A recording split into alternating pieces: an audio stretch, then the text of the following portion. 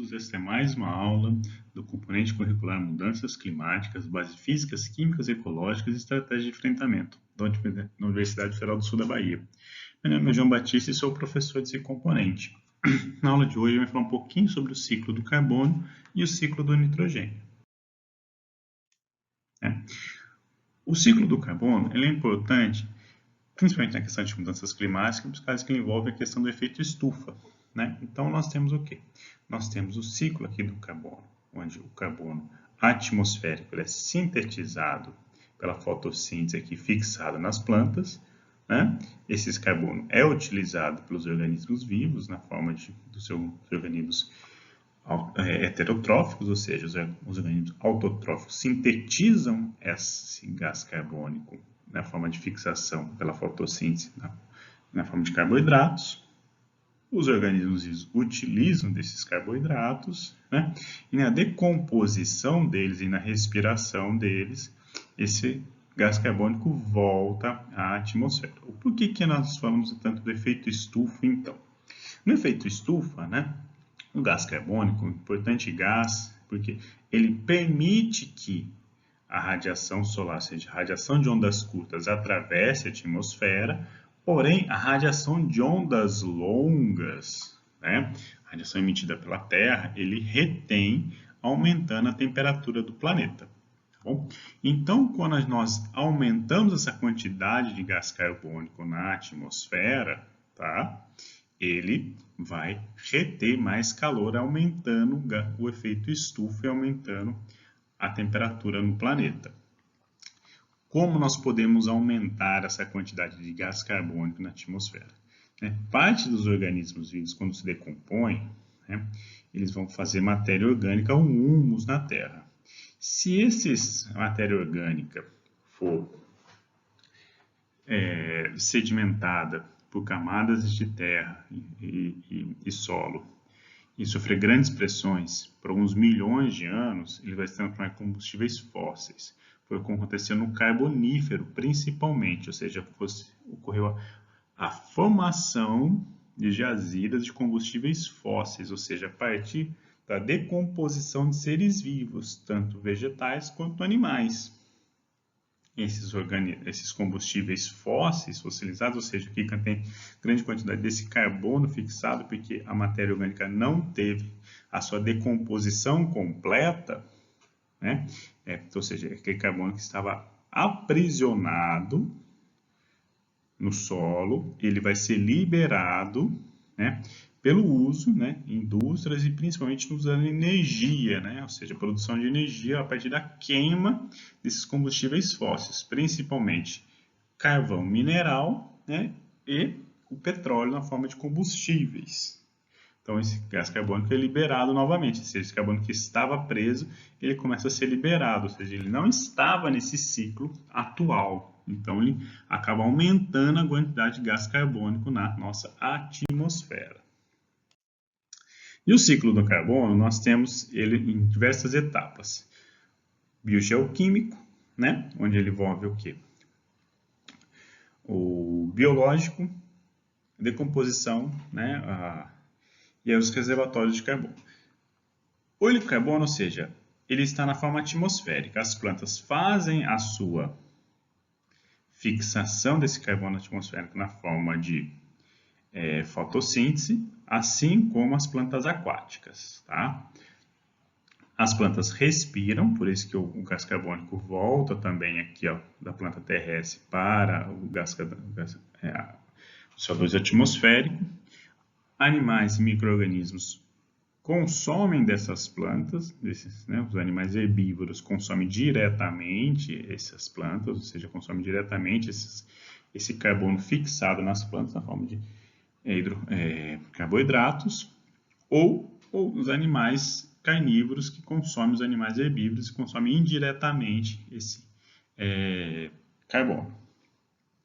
Então, esses animais, quando morrem, eles acabam se deteriorando, ou seja, formam um processo de decomposição e esse gás carbônico volta à nossa atmosfera. tá bom? As plantas terrestres podem fazer a formação de humus também, na formação do solo, que é a matéria orgânica, né? Começa a sofrer o processo de mineralização e ela pega e começa a transformar esses hidrocarbonetos em frações mais simples, tá? Podendo se transformar em combustíveis fósseis, se a formação demorar muito tempo, e grandes pressões, mas esse é um processo que demora milhões de anos. Esse humus é importante para o solo e na formação do solo também, porque ele vai permitir o aumento da capacidade de troca catiônica também no solo, aumentando a quantidade de nutrientes para o solo e estruturando o solo também. Muito importante tanto para a parte da manutenção da vida no planeta, quanto para a parte agrícola. Esse gás carbônico dissolvido, né, na água aqui, principalmente no mar, tá bom? Ele pode sofrer o processo tanto de acidificação, que ele faz a reação com a água, formando ácido carbônico, né? Esse gás carbônico dissolvido também pode ser fixado pelas plantas aquáticas na forma de fotossíntese, né? Ou seja, o mesmo processo da Terra. Nesse processo ocorre muita liberação de oxigênio, sendo que as plantas aquáticas são as grandes responsáveis pela produção de oxigênio no planeta. Esse oxigênio dissolvido, né, essas plantas aquáticas podem ser consumidas pelos animais aquáticos que respiram também e voltam a produzir gás carbônico aqui. Quando essas plantas e animais aquáticos morrem, os sedimentos deles vão para a crosta terrestre, aqui, né, para o fundo do oceano, né, por uma mineralização desses sedimentos, principalmente na forma de conchas carbonadas, né, ou seja, de cálcio aqui, essas conchas e entram na parte aqui do fundo do oceano. Com a movimentação de placas tectônicas, né, e a formação e a parte de sedimento, esse sedimento volta para a crosta terrestre na forma de magma, tá? E ele pode aqui voltar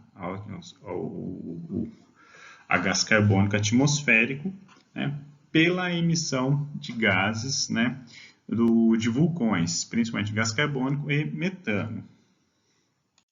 Então, falar um pouquinho mais sobre essa formação, esse retorno do carbono que ficou no fundo dos oceanos para a atmosfera, né, que é o ciclo geoquímico, né, biogeoquímico, né, é a retomada do carbono da litosfera para a atmosfera, né. O carbono, quando em contato com a água, né, ou seja, ele vai formar ácido carbônico aqui. Tá? Ele se dissolve na água e forma ácido carbônico. Ele pode dissolver tanto no oceano quanto na parte continental. Se dissolver na parte continental, esse ácido carbônico vai fazer o quê? Ela vai fazer a erosão de rochas silicatadas, né? Causando intemperismo, liberando principalmente cálcio, né? E óxido aqui, ó, esse ácido carbônico aqui, reduzido, né? Esses dois elementos aqui entram no oceano, né, e vão ser utilizados para a formação de conchas carbonatadas. Tá?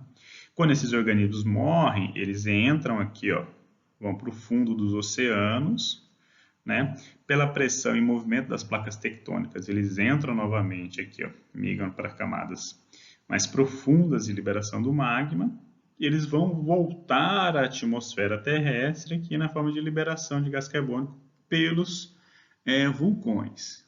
Tá? Então, essa é uma forma como você faz a ciclagem, como o planeta Terra faz a ciclagem do carbono, tá? Que entrou no fundo dos oceanos, neste caso. Na parte biológica, né, como dito anteriormente, né, o carbono, tá? Ele vai ser fixado pelos vegetais, os organismos autotróficos, né? Eles fazem a captação desse carbono e a fixação desse carbono, tá? Na forma de carboidratos. Esses carboidratos podem ser consumidos por animais, né? organismos heterotróficos, nesse caso aqui, herbívoros, tá? Ou consumidos de forma indireta por carnívoros aqui, tá? Mas ele está no mesmo ciclo aqui, na cadeia autotrófica aqui, né? E aí ele vai voltar na forma de respiração, principalmente aqui, tá? Ou a queima também, né? A queima de matéria orgânica, ele volta o retorno aqui, eu esqueci de mencionar, a queima de matéria orgânica, né?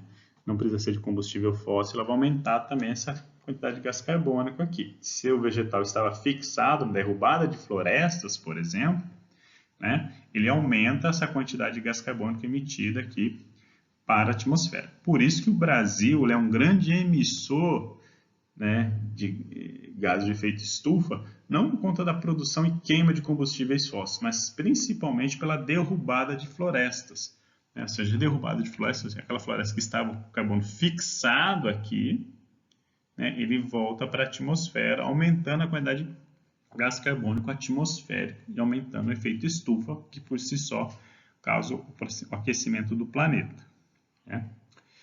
Ele pode ocorrer também na forma aquática aqui também, né? Ou seja, as plantas fixam isso, entram na cadeia trófica aqui dos peixes, tá? E retornando também para a atmosfera. Outra forma é a queima de combustíveis fósseis, como foi mencionado.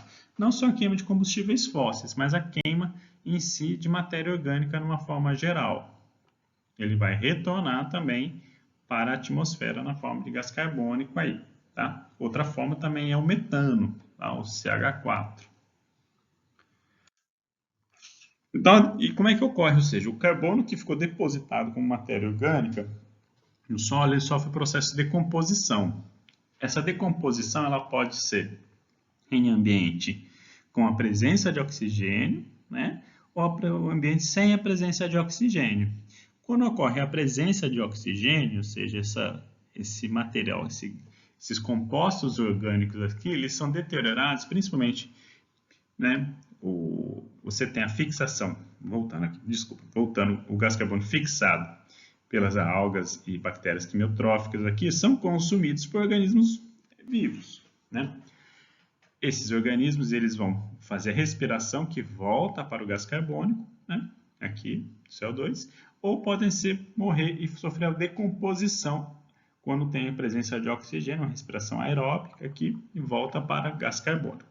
Quando é na presença de sem oxigênio, principalmente em meios aquáticos, aqueles pântanos, né, esses compostos orgânicos aqui vão sofrer respiração anaeróbica e fermentação. Partindo desse ponto aqui, ou seja, esses organismos aqui, tá? Parte dele volta como gás carbônico, mas grande parte também volta como metano. Ou seja, a ausência de oxigênio para sofrer a oxidação dos compostos orgânicos aqui vai produzir muito metano. Tá? Por isso que regiões onde de alagamento é muito comum, né, falar que se produz gás do pântano, né? Ou seja, o gás do pântano é o metano. É lógico que ele tem um cheiro. Tem outro cheiro porque muitas vezes tem compostos que tem enxofre que vão dar um cheiro, um aspecto mais, um odor mais forte. Né? Mas esse aqui, ou seja, porque se forma gás do pântano é porque na falta de oxigênio, tá? Na presença de água, tá certo? Essa redução aqui do gás carbônico utilizando água, tá? Vai produzir metano principalmente, tá?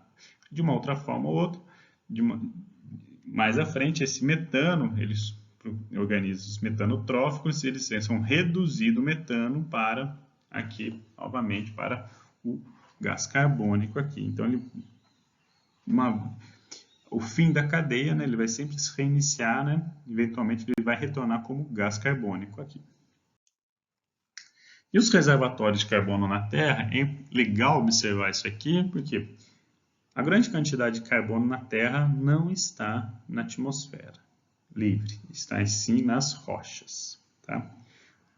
Principalmente silicatados, né? Então, ou seja, você tem muitas rochas e sedimentos que correspondem aqui ao carbono inorgânico. A aproximadamente 99,5% de todo o carbono na Terra. Tá?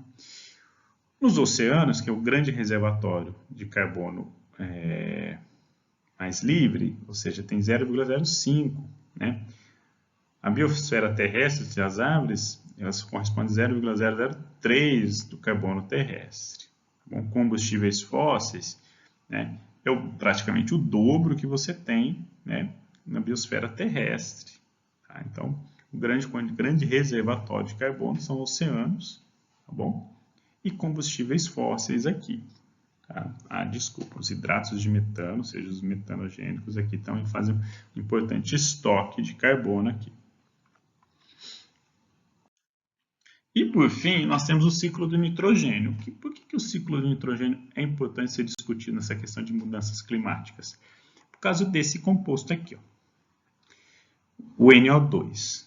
Aqui não tá, aqui é NO2 aqui. Quando você faz o óxido nitroso, quando ele volta para a atmosfera terrestre, ele tem uma capacidade, né, de reter a radiação de onda longa muito mais do que o gás carbônico ou o metano. Tá? Como a grande quantidade no processo agrícola você tem muita adubação nitrogenada, o nitrogênio é o principal elemento, é o nutriente principal para a agricultura, tá? Então ele é muito utilizado, principalmente após, né, a Primeira Guerra Mundial, onde você teve uma grande produção de bombas, né? Aí terminou a Primeira Guerra Mundial, você tinha aquela grande quantidade de fábricas e não sabia o que fazer com aquela grande quantidade de amônio produzida para produzir bombas. Então foi utilizado aqui, vamos utilizar esse nitrogênio para a produção para o uso agrícola. E aí iniciou-se a Revolução Verde que se fala nesse ponto, não com a presença de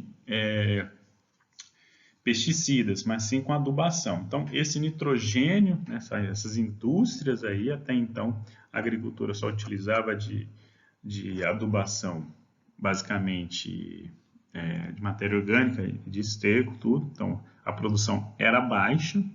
A partir desse momento, a produção começa a aumentar, porque a resposta das plantas à adubação nitrogenada é muito alta. Então, como que ocorre o ciclo do nitrogênio aqui? Um detalhe, tá? A gente consegue fazer em laboratório, que é essas fábricas, ou seja, as fábricas de fertilizantes nitrogenados, assim como as indústrias da Primeira Guerra Mundial utilizavam o nitrogênio do ar para fazer amônia aqui, no processo utilizando energia elétrica para produzir aqui amônia. Tá? Então, esse nitrogênio aqui, né, o nitrogênio, a grande quantidade dele na atmosfera, ele está em 78% da composição da atmosfera, né, ele na forma inerte para a gente. Tá? Porém, quando ele é em contato com bactérias de fixação, né, as bactérias micorrizas, né, principalmente elas fazem simbiose com as plantas leguminosas. Plantas leguminosas são soja, feijão, né? Nós temos árvores leguminosas como o flamboyant, ele é uma leguminosa. A maioria das árvores que dão bagas, ou seja, aquelas bagas com um monte de semente dentro, são plantas leguminosas, né? O amendoim é uma planta leguminosa, ou seja, ele faz a fixação desse nitrogênio, tá? Pela uma reação de simbiose com micro-organismos, né? E aumentando essa quantidade de nitrogênio. Por isso que essas plantas leguminosas, geralmente, o teor proteico é maior. A proteína também envolve a grande quantidade de nitrogênio que nós temos nas cadeias. Tá? Então, essas plantas fazem essa fixação, os animais herbívoros consomem essas plantas, transformando esses carboidratos aqui em principalmente proteínas, né? O teor proteico passa a ser maior aqui, tá? Reação, ou seja, de fixação, ou seja, transformação de nitrogênio atmosférico em amônia ou amônio. Essa transformação, depois, nós temos esse amônio, ou seja, ele retorna para o solo, pela decomposição ou pela defecação, né? Urina principalmente, tem um teor de amônio muito forte. Partindo disso, nós temos a nitrificação, ou seja, a oxidação, né, da amônia e do amônio aqui. Nessa oxidação dele aqui, principalmente os adubos nitrogenados, se não bem aplicados, eles retornam na forma de óxido nitroso, que é NO2, para a atmosfera terrestre. Esse é o gás do efeito estufa muito importante, que retém muito calor, retém muita onda longa. Tá? Por isso que toda adubação, quando feita, você deve fazer a aplicação da adubação nitrogenada e cobrir essa adubação com o solo, para que ela não volatilize e não oxide facilmente e retorne à atmosfera. Aí. Então, essa amônia ela vai ser nitrificada por bactérias aqui, né? E aí depois ela sofre o processo de desnitrificação, tá? Até se transformar novamente em nitrogênio, gás nitrogênio, que volta à nossa atmosfera, tá bom? Então, a aula termina aqui e muito obrigado.